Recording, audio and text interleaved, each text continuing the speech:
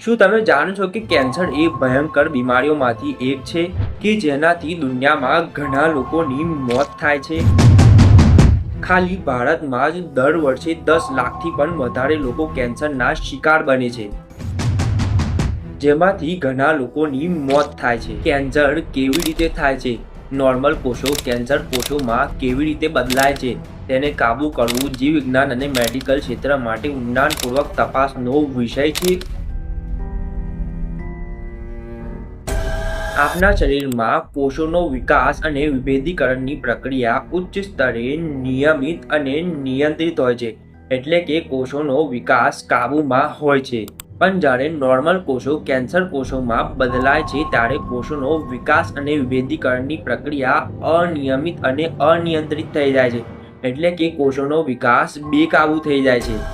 Normal કોષો સંપર્ક નિષેધ કોન્ટેક્ટ ઇન્હિબિશનનો ગુણધર્મ ધરાવે છે, એટલે કે એક કોષ તેની હદમાં રહે અને બીજો કોષ તેની હદમાં રહે, બંને વચ્ચે સંપર્ક ન થાય.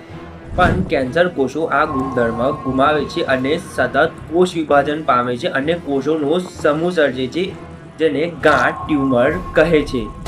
આવી ગાંઠ બે પ્રકારની હોય છે, એક સાધ્ય ગાંઠ બેનિગન ગાંઠ અને એક અસાધ્ય ગાંઠ મેલિગ્નન્ટ ગાંઠ.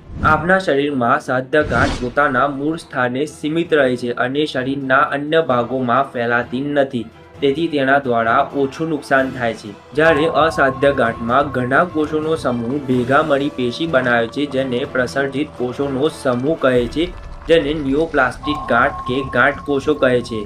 આ કોષો ખૂબ જ ઝડપથી વૃદ્ધિ પામે છે અને આજુબાજુના કોષો પર હુમલો કરી તેમને નુકસાન કરે છે. આ કોષો ખૂબ જ ઝડપથી વિભાજન પામતા હોવાથી ખૂબ જ પોષક દ્રવ્યો વાપરે છે, જેના લીધે નોર્મલ કોષો ભૂખ્યા મરે છે. આવી ગાંઠમાંથી કોષો છૂટા પડી રુધિર દ્વારા દૂર સ્થાને પહોંચી ત્યાં નવી ગાંઠ બનાવવાની શરૂ કરે છે, જેને રોગવ્યાપી મેટાસિસનો ગુણધર્મ કહે છે, જે ખૂબ જ ભયજનક છે.